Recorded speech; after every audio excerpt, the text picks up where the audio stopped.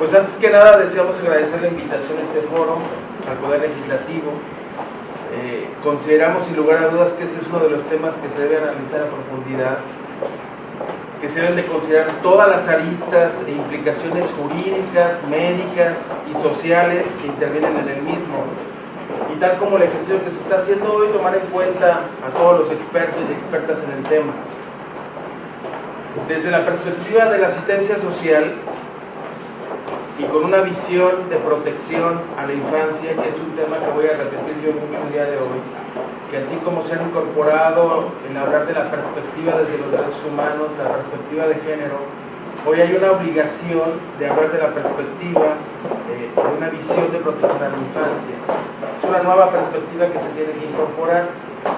Citaré algunos de los documentos jurídicos que avalan esto y que es desde nuestro punto de vista una prioridad a tomarse en cuenta en cualquier reforma que tenga implicaciones sobre la infancia.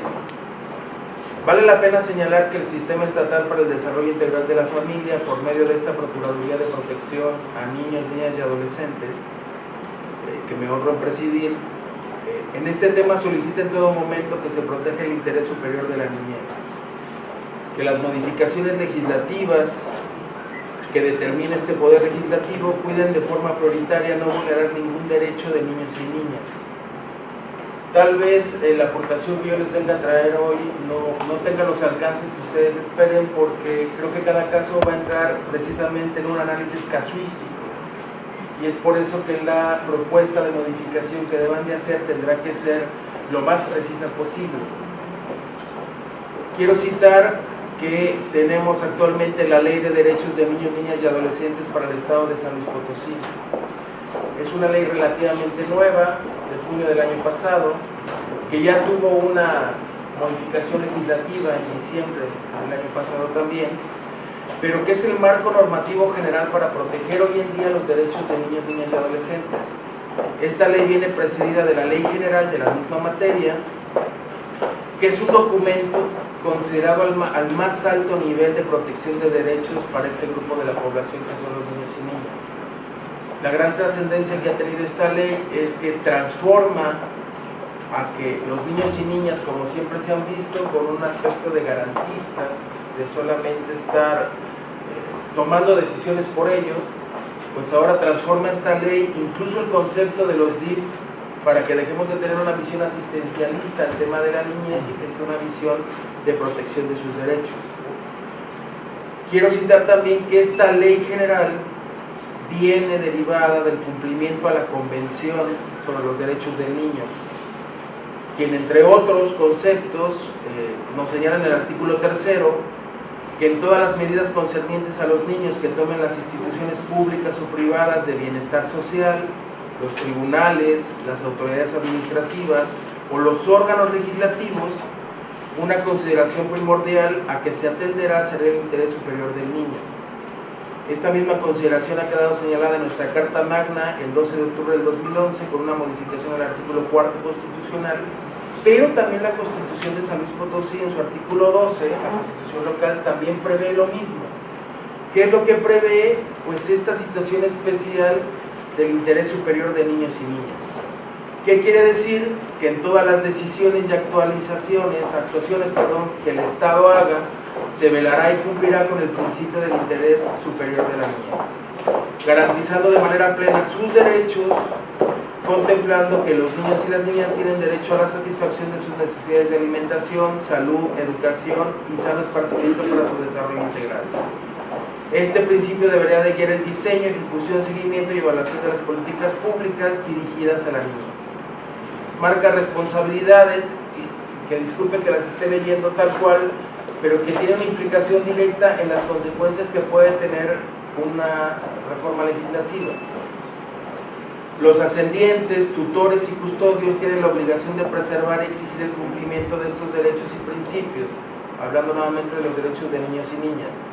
Ante estas consideraciones, y como la autoridad rectora de la protección de los derechos de niñas, niñas y adolescentes, es que solamente solicitamos que en todo momento se tenga en consideración el respeto a los derechos de la niñez. Asimismo, señalar que dentro de las hipótesis de las propuestas de reforma que se hicieron llegar, No hay un ámbito especial de competencia directa de conformidad a la ley de asistencia social que implicara alguna participación directa de los sistemas DIF, ni del DIF estatal ni de los DIF municipales.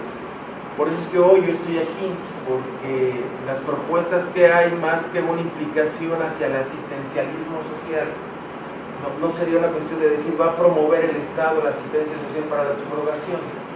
En la única hipótesis que puede caer la asistencia social es cuando hubiera una complicación de una persona que requiriera ayuda. Pero lo que sí tiene una implicación directa desde la perspectiva nuestra es la obligación de buscar y privilegiar que en cualquier reforma o propuesta que hubiera, muchas gracias, se cuiden los derechos de niños, niñas y adolescentes. Y son derechos que a final de cuentas tendría que ponderarse la situación de, ante lo que ya han surgido ahorita con el médico, las hipótesis de qué ocurriría si una persona muere, qué ocurriría si los padres subrogantes ya no están y nace ese ser humano, pues ahí es donde podrían entrar las hipótesis donde esta Procuraduría que yo represento tendría que intervenir como cualquier otro caso de cualquier otro niño o niña que tuviera que tener un derecho a una protección especial. La ley estatal de derechos de niños, niñas y adolescentes prevé que esta Procuraduría pueda dictar medidas de protección especiales y urgentes. Esas medidas las abarca en dos tipos de medidas: las medidas para la seguridad de niños y niñas y las medidas en torno a su salud. Insisto nuevamente, nosotros no podríamos anticiparnos a la participación tal cual del tema en la subrogación. Donde podríamos participar es cuando ya existiera ese ser humano y que tuviéramos que intervenir para una medida de protección. Previamente, en materia de asistencia social, consideramos que no está aún así un mandato, un señalamiento donde pudiéramos nosotros intervenir. Revisando la historia que han tenido la maternidad subrogada tanto en el mundo como en la capital potosina, no nos resta más que fijar una postura en donde insistiríamos que no solamente se pensara en el inicio que sería subrogar una maternidad, sino en las consecuencias que habría posteriormente a las complicaciones que podrían existir de un niño o una niña por las consecuencias legales, la cuestión de la filiación, el parentesco y todos los derechos que ello conlleva. No olvidemos que hasta el día de hoy el Código Familiar prevé que también el no nacido tiene derechos, como el derecho a heredar, y que también en un momento dado el Código Familiar prevé que se supone o se presume hijo de matrimonio aquel niño que nace o que es gestado en un tiempo, aun y cuando se dé un divorcio. Creo que esas podrían ser las únicas implicaciones prácticas legales que yo advierto que puedan llevarle algún conflicto a los derechos del niño y de la niña, que me estoy basando directamente en el derecho a tener una familia, a tener un nombre, tener una nacionalidad. Nos gustaría que nos pudieran seguir tomando en cuenta para el análisis posterior y que pudiéramos participar más activamente si es que de las propuestas que nos enviaran se ampliara una modificación secundaria que hubiera, porque creemos que si hay una modificación tendría que implicar algunos otros artículos del Código Familiar. Con respecto al DIF y a la Procuraduría de Protección, esa sería nuestra participación.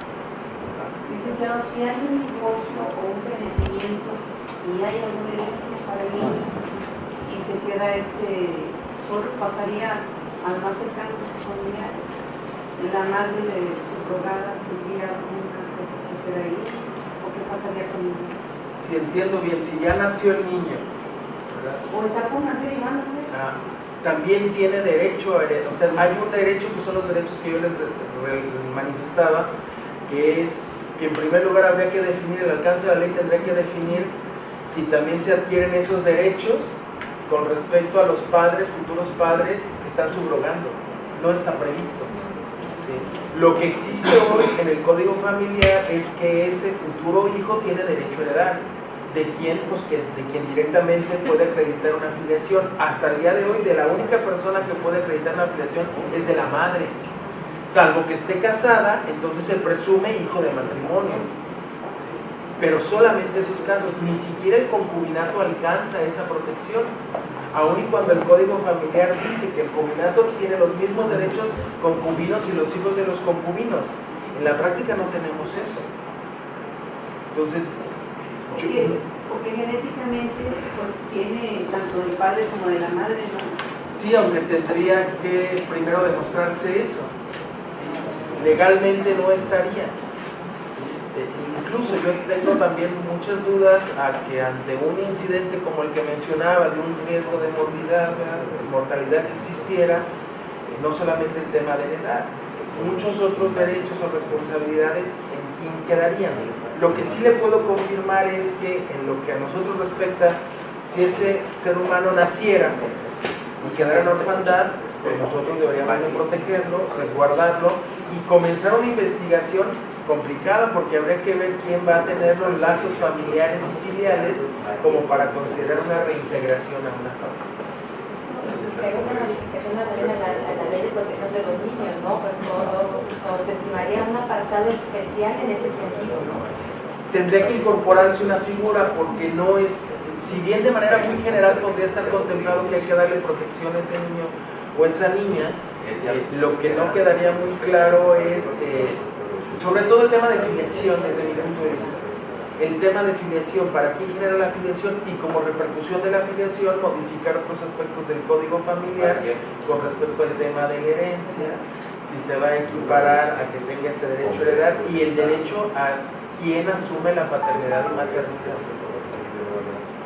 Que no lo vi yo en la propuesta, no alcancé a ver que tenga esa situación.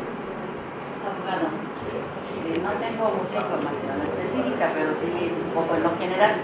Y usted señala en su exposición la historia de la maternidad subrogada en el mundo, en otros estados, quizá en Potosí. Entonces mi pregunta es, ¿hay algún referente sobre maternidad asistida en San Luis Potosí? Es decir, oficialmente conocida, ¿no? ¿O sí? No hay ningún caso. Lo que yo conozco es el acercamiento de personas que tienen el problema de la infertilidad, en donde dicen que, por ejemplo, su hermana o su prima está dispuesta a que de una manera como lo prevé la ley, la propuesta, que no sea onerosa, que no haya comercio, el que pueda implantarse el óvulo y que se pueda dar la fecundación. La historia lo que contempla, puedo citar un dato muy interesante, una publicación de la Comisión Nacional de Derechos Humanos del año pasado, donde habla de una investigación sobre todo de las parejas españolas que están viniendo a contratar a México, ¿sí? Y dentro de ese análisis que se hace no se descarta el tema de San Luis Potosí. Entonces habla de un foco rojo que hay, sobre todo de España, por la vinculación que tenemos por el idioma, de contrataciones que dice ese estudio que se han realizado. Una última, perdón. ¿Y en esta contratación ya entrarían las familias? ¿Pudieran ser monoparentales o de dos hijos? No lo veo en la reforma tampoco, ni que específicamente lo diga, ni tampoco que lo limite. ¿Sí? Sería una buena aportación que se tenga que ver.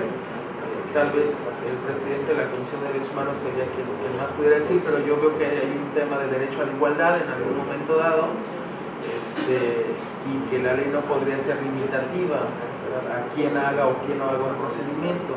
Si se está hablando de un contrato, de regular un contrato, pues es la manifestación de dos voluntades, pero yo insisto, desde mi posición, lo que más nos preocupa y nos ocupa es que la reforma o las propuestas que se hagan no solamente queden en lo superficial y que podamos ver esta perspectiva de infancia para que también tomemos en cuenta los derechos que se van a generar de niños y niñas y la protección que como Estado debemos de dar.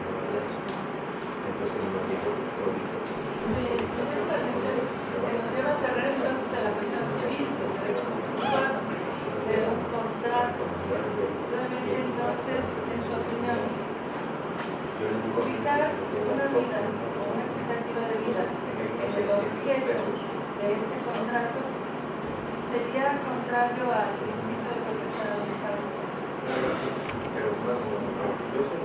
yo me estoy guiando a cómo está la legislación actual, sobre todo lo que tenemos en Tabasco, del acuerdo que hay. Yo no fijaría mi postura a favor de que en ningún momento se pueda estar comercializando a niños y niñas o futuros seres humanos. Creo que sería una violación flagrante a los derechos que deberían niños y niñas. Viendo así también desde el punto contractual, en el caso en Estados Unidos de ABM, en donde se celebra el contrato que finalmente la madre subrogada no entrega a la niña, los padres van a los tribunales civiles a exigir el cumplimiento del contrato, tratando este asunto como si fuera un mero aspecto contractual. Entonces van y dicen, señor juez, pues, la cláusula 20ª dice que tiene que entregar la fecha tal, no me entregó, y viene la problemática del cumplimiento del contrato y las prestaciones, porque en ese caso de ABM era económico. Y finalmente, en el caso que siempre un precedente en Estados Unidos interesante, el juez resuelve que sí se entregue, pero le concede derechos a la madre subrogada para visitar, para convivir y para interactuar con el hijo, de alguna forma esta maternidad compartida, déjame ponerlo así. ¿Tú lo ves esto como, qué opinión tendrías en que hubiera estos derechos en cuanto a que no fuera nada más un tema contractual, sino que abarca más, y el que tú hayas participado en la gestación te da este derecho de visitar y también a la información? ¿Qué tanto el niño o la niña que nacen tendrían derecho a saber que el nacimiento fue a través de este esquema, y un derecho en ese sentido más amplio? Porque a mí sí me preocupa que lo enmarquemos en un tema meramente contractual y que tenga muchas más ramificaciones. No sé si tú tengas una opinión en que lo pudiéramos abrir más. Y no deja de ser problemático, ¿verdad? Que un niño o una niña tenga dos mamás, en términos también de desarrollo, de cuál es el mejor interés desde tu perspectiva del niño que nació. Tener convivencia con las dos mamás que participaron, no conocer este proceso y mantenérselo oculto, convivir nada más con la mamá que aportó el óvulo. ¿Cuál sería para su desarrollo personal? ¿Cuál sería, pensando en el mejor interés, cuál sería tu reflexión? Desde mi enfermedad. Eso ya ocurre. Eso ya no está pasando con el tema de la adopción. Pues en el tema de las adopciones eso ya ocurre. ¿Por qué? Porque podemos tener, en la Procuraduría tenemos niños, niñas que pueden estar en estado de abandono y que después ya agotamos la posibilidad de reintegrarlos con su familia. Tenemos que hacer el trámite judicial y entonces quedan liberados jurídicamente y les damos una nueva familia a través de un trámite legal que es la adopción. Pero hay un derecho aquí.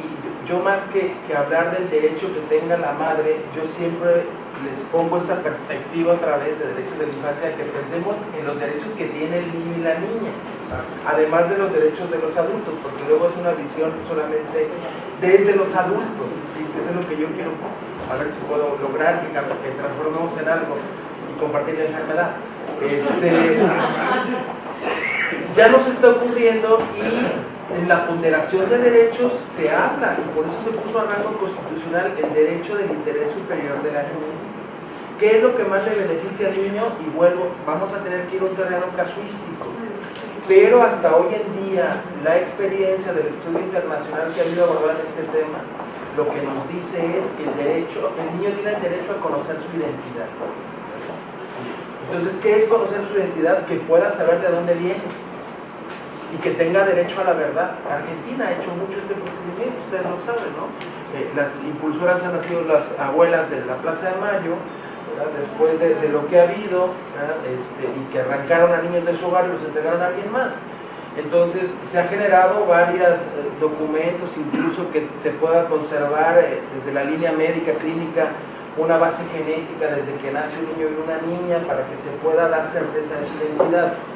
¿Qué creo yo? Creo yo que los niños tienen derecho a conocer su identidad. Sin lugar a dudas lo creo, lo considero. Creo que eso es privilegiar el interés superior de la niñez, salvo que encontremos un caso en la práctica que nos diga que no conviene. En el tema de adopción se guarda como confidencial los trámites, pero se guardan como confidenciales no para crearle un conflicto al niño adoptado, sino para prever un conflicto entre la madre que dio en adopción con los papás adoptantes. Eso es lo que se cuida, el conflicto entre los adultos. Pero se prevé que pudiera tener derecho ese niño, esa niña a su identidad cuando él lo solicitara. Y no buscar y generar un conflicto entre adultos, porque eso es lo que se pretende cuidar. Entonces, si arriba este derecho de la convivencia también lo ves tú. Yo opino que pensando en los derechos del niño, no del adulto, el niño tiene derecho a la identidad, pero habría que ver en qué momento se considera que el niño tenga que estar conviviendo con una mamá que no conoce. Si desde recién nacido va a tener que estar conviviendo con los dos. Sí, porque podrías meter, perdón, en el conflicto de una demanda, una controversia de regulación de visitas. Si le das este derecho, entonces la mamá puede decir, yo quiero que se regulen las visitas, yo quiero ver a mi hijo o a mi hija en estas condiciones. Podría haber aunque el código familiar, pero aquí hay expertos como la jueza Araída, tendría que ver si se admite, ¿no? Porque lo primero que tendrías que hacer para que te admitieran una demanda, una controversia familiar por regulación de visitas, es que acreditaras la afiliación. Por eso, pero si lo contemplas con una legislación que se está proponiendo, que la mamá subrogada tenga estos derechos, pues bueno, ya lo... Si desde ahí se pone pues una nueva chamba, pues allá de por sí no tiene un nuevo desafío. La renuncia, o bien la renuncia a este derecho por parte de la madre subrogada. Son irrenunciables los derechos. No renunciar. Y yo vuelvo a poner la perspectiva de los derechos del niño y del año. Por acá alguien más, y creo que ya me excedí. Nada más rápido, desde el punto de vista de la Procuraduría, ¿cómo se entregaría la patria potestad? Vamos, en el Distrito Federal está tipificado como delito la entrega del menor a cambio de una remuneración, que es lo que lo convierte en delito. En el caso, en el supuesto que esté bien regulado el contrato, que todas las instancias estén hechas de manera muy puntual, ¿cómo sería el procedimiento de la Procuraduría en la cuestión de la potestad? Y agregando que los derechos, vamos, son irrenunciables, ¿cómo se haría vamos, terminaría siendo una transacción en el momento que ya no sería delito, ¿no? Llegaríamos a lo contractual. ¿Cuál sería en específico el papel de la Procuraduría en ese momento? Yo desde como está la propuesta no advierto ninguna participación nuestra en ese punto. La patria potestad nace considerando un ejercicio precisamente de la afiliación. Entonces la ley a quien determine, o la modificación legislativa a quien determine darle esa afiliación, es quien ejercerá la patria potestad. Esa es la figura jurídica que usted mencionaba al momento de que se debe incorporar otra, me imagino. Yo lo que considero es que la reforma de hacerse debe de tener una implicación desde luego en el capítulo de la afiliación del Código Familiar, pero que tiene que prever todos estos alcances. Que es lo que decíamos, si se le da afiliación también a quien está subrogando, se incorporaría un modelo nuevo que tendría implicaciones en el ejercicio de la patria potestad, desde luego. La Procuraduría en el momento que tendría que intervenir es solamente cuando ese niño o niña requiere protección por algún asunto de abandono, y nuestra responsabilidad sería buscar los familiares que tuviéramos para reintegrarlo, porque ese niño tiene derecho a estar en una familia. Sí. Según como quede la ley, sin lugar a dudas nosotros, y de no contravenir derechos, pues estaríamos en la posición de cumplirla y aplicarla. Pero me parece que sí tendríamos lo que sería de informar, o por lo menos explicar los alcances políticos de tomar estas decisiones a aquellas parejas que estuvieran interesadas. Eso sí sería una responsabilidad por parte de las instituciones de asistencia social. Yo pensaría que las personas que... Puede ser, habría que ver si es que es casuístico, porque habría que ver quien decida hacer esta situación de aprobarse, si son sujetas de asistencia social. Viene muy claro en la ley de asistencia social quiénes son personas sujetas de asistencia social. Entonces, pues si se trata de una mujer que vive violencia, si se trata de una persona en abandono, si se trata de una persona que está en mendicidad, niños y niñas prevé, o sea, esas son las personas sujetas de asistencia social, que hipotéticamente supondría yo que no van a ser quienes estén subrogando o contratando o haciendo este procedimiento. Desde mi punto de vista, pero si hubiera algún caso, pues que entrara la hipótesis, pues yo creo que sí tendríamos. Tal cual como obligación de dar la información, yo no sé si entre más, si ustedes revisan el Código Familiar, dentro del capítulo que viene sobre las oficiales del registro civil, ahí prevé la obligación que sean los oficiales del registro civil quienes tengan que informar a conciencia a los solicitantes de las repercusiones que hay en los actos civiles. No sé si ahí también quieran considerar el legislativo que esa información previa hacia un acto civil, ¿verdad?, tuviera que ser por los oficiales, ¿verdad? Es muy interesante el Código Familiar, le hace esa responsabilidad a los oficiales. Yo no veo que en la práctica se cumpla, pero se prevé también esa información como previa. Si se incorpora, nosotros podremos hacerlo siempre y cuando sea desde la perspectiva de hablar de derechos de niños y niñas.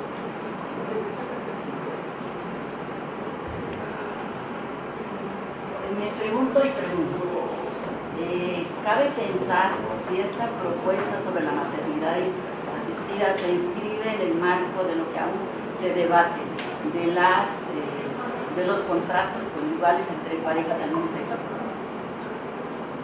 Yo no lo veo en la propuesta que haya ninguna... ¿Podría orientarse? Es decir, No ¿es lo- coincidente? No lo sé, ya sería solamente el legislativo podrá saber de qué manera lo va a plantear. Me quiero regresar un poquito, licenciado. Digo, es que es un tema de tanto fondo que no nos podemos perder en la fondo. Si yo contrato a una madre, es un contrato, ella terminará cuando geste a mi bebé. Mi bebé tendrá derecho a preguntarme quién lo gestó. Él sí, ese es su derecho.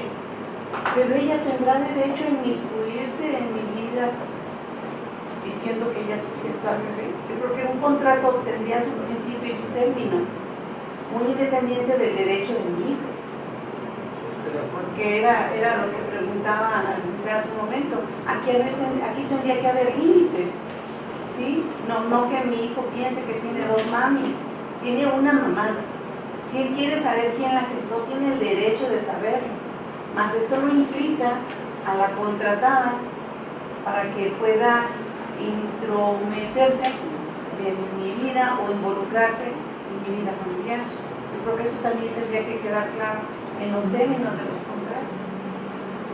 Yo estoy de acuerdo con usted y eso es en lo que yo me baso de decir que cualquier modificación legislativa tiene que cuidar el interés superior de los niños, que se deben de cuidar todos sus aspectos, no solamente jurídicos, sino sociales. Yo el símil más cercano que tengo es la adopción, insisto, y en donde la adopción hay un asunto de confidencialidad en donde lo que se pretende evitar es conflicto entre adultos que repercutan en los niños.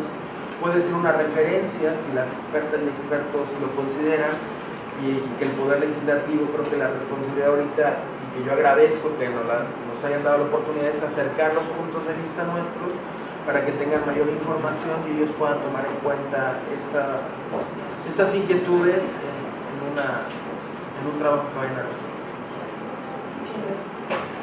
Gracias al licenciado Pablo Loredo.